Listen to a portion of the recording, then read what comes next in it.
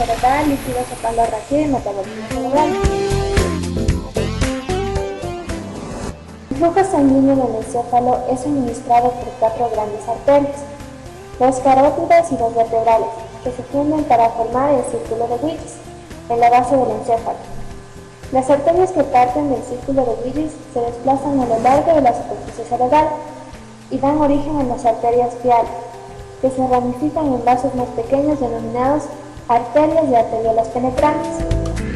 Los vasos penetrantes están separados ligeramente del tejido encefálico por una extensión del espacio subaranoide, denominado espacio de Virchow-Rode. Los vasos penetrantes se sumergen en el tejido encefálico para dar lugar a arteriolas intracerebrales, que a su vez se ramifican en capilares en los que tienen lugar el intercambio entre la sangre y los tejidos de oxígeno, nutrientes, dióxido de carbono y metabolismo. El flujo sanguíneo normal a través del cerebro de una persona adulta es de 50 a 65 ml cada 100 gramos de tejido por minuto. Para todo el encéfalo, esta cantidad asciende de 750 a 900 ml por minuto. Así pues, el encéfalo comprende únicamente en torno al 2% del peso corporal, pero recibe el 15% del gasto cardíaco en reposo. La regulación del flujo sanguíneo cerebral va dada por varios factores. El primero es la concentración del dióxido de carbono. Como segundo punto tenemos la concentración de iones hidrógeno, como tercero la concentración de oxígeno y por último las sustancias liberadas de los astrocitos. Aumento del flujo sanguíneo cerebral como respuesta a una concentración excesiva de dióxido de carbono y iones hidrógeno. El aumento de la concentración de dióxido de carbono en la sangre arterial que irriga el encéfalo eleva mucho el flujo sanguíneo cerebral, donde se observa un incremento del 70% en la presión de CO2 arterial aproximadamente, duplica el valor del flujo sanguíneo cerebral. Se cree que el dióxido de carbono incrementa el flujo sanguíneo cerebral al combinarse primero con el agua de los líquidos corporales para formar ácido carbónico, con la posterior disociación de este ácido para producir iones hidrógeno. A continuación, los iones hidrógeno provocan una dilatación de los vasos cerebrales, que es casi directamente proporcional al aumento de su concentración hasta llegar a un límite del flujo sanguíneo más o menos el doble de lo normal. La falta de oxígeno como factor regulador del flujo sanguíneo cerebral. La tasa de utilización del oxígeno por parte del tejido cerebral permanece dentro de unos límites estrechos. Es casi exactamente 3.5 ml de oxígeno de cada 100 gramos de tejido cerebral. La falta de oxígeno causa una vasodilatación casi inmediatamente, con lo que devuelve el flujo sanguíneo cerebral y el transporte de oxígeno hasta los tejidos, prácticamente a sus condiciones normales. Los experimentos han demostrado que el descenso de la presión de oxígeno del tejido cerebral por debajo de unos 30 mililitros de mercurio comienza de inmediato a un incremento del flujo sanguíneo que se recibe. Sustancias liberadas de los astrocitos como reguladores del flujo sanguíneo cerebral. Ciertas sustancias son liberadas de los astrocitos, que también son conocidos como células de Stroke, que rodean los vasos sanguíneos del sistema nervioso central. Los astrocitos son células no neuronales en forma de estrella, que dan sostén y protección a las neuronas, además de aportarles nutrición.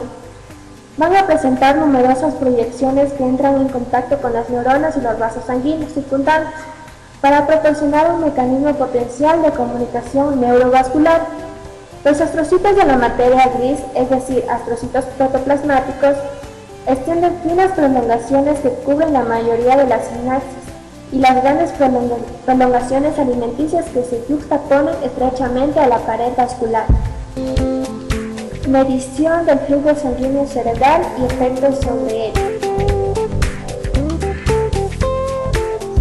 El método para registrar el flujo sanguíneo va a consistir en inyectar en la arteria carótida una sustancia radiactiva, como el xenón radiactivo. A continuación se va a recoger la radioactividad de cada segmento cortical a medida de la que la sustancia atraviesa el tejido cerebral. La rapidez del ascenso y el declive de la radioactividad en cada segmento tisular aporta una medida directa de la velocidad del flujo sanguíneo que lo atraviesa. Mediante esta técnica ha quedado claro que el flujo sanguíneo del encéfalo varía en cada segmento individual, hasta un 100 o 150%. Este procedimiento de medida puede emplearse para localizar el origen de las crisis epilépticas, debido a que el flujo sanguíneo cerebral local sube brusca y sensiblemente en el punto focal donde se produce cada ataque. La autorregulación del flujo sanguíneo cerebral protege al cerebro de fluctuaciones en la presión arterial. La presión puede fluctuar ampliamente para dar lugar a niveles elevados durante estados de excitación o actividad extenuante y descender a niveles bajos durante el sueño. El flujo sanguíneo cerebral está autorregulado con suma precisión dentro del intervalo de presión arterial desde 60 hasta 140 milímetros de mercurio. Es decir, la presión arterial media puede bajar bruscamente de 60 milímetros de mercurio o subir hasta 140 milímetros de mercurio, sin que se produzca ningún cambio apreciable. Función del sistema nervioso simpático en el control del flujo sanguíneo cerebral.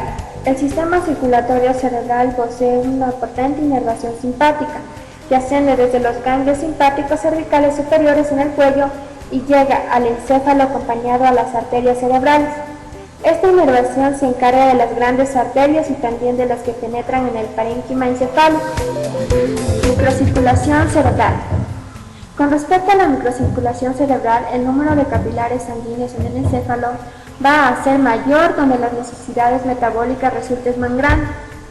La tasa metabólica global de la sustancia gris cerebral que contiene los somas neuronales es 4 veces mayor que la sustancia blanca.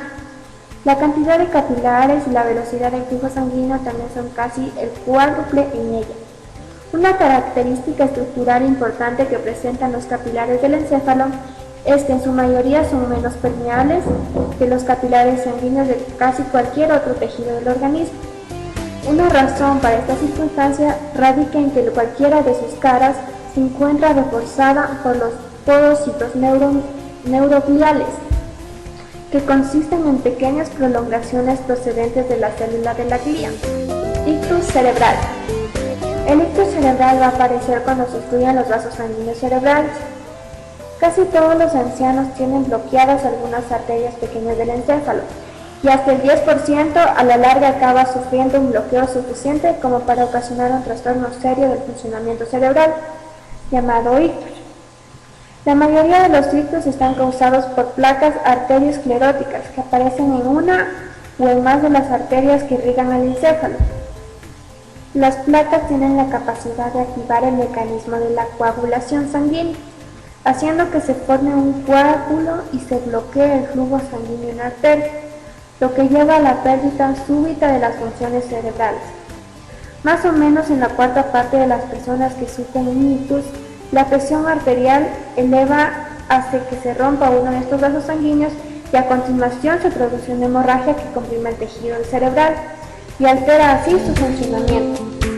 Uno de los tipos más frecuentes es el bloqueo de la arteria cerebral media, que irriga la porción intermedia de un hemisferio cerebral. Por ejemplo, si un vaso queda interrumpido en el lado izquierdo del cerebro, es probable que la persona sufra de demencia casi total, al dejar de funcionar el área de la comprensión del lenguaje de Wernicke. Y también se vuelve incapaz de pronunciar palabras, al perder el área motora Broca, encargada de su formación. La falta de funcionamiento en las áreas nerviosas del control motor, situadas en el hemisferio izquierdo, puede generar una parálisis espástica de la mayoría de los músculos en el lado opuesto del cuerpo. El bloqueo de una arteria cerebral posterior provoca un infarto del polo occipital del hemisferio, en el lado correspondiente, lo que causa una pérdida de la visión en ambos ojos. Toda la cavidad que encierra el encéfalo y la médula espinal tiene una capacidad de unos 1600 a 1700 mililitros, más o menos. 150 mililitros están ocupados por el líquido cefalorraquídeo y el resto por el encéfalo y la médula. Este líquido, según se observa, Está presente en los ventrículos cerebrales y en las cisternas que rodean por fuera al encéfalo. Tiene el espacio sucaranoide.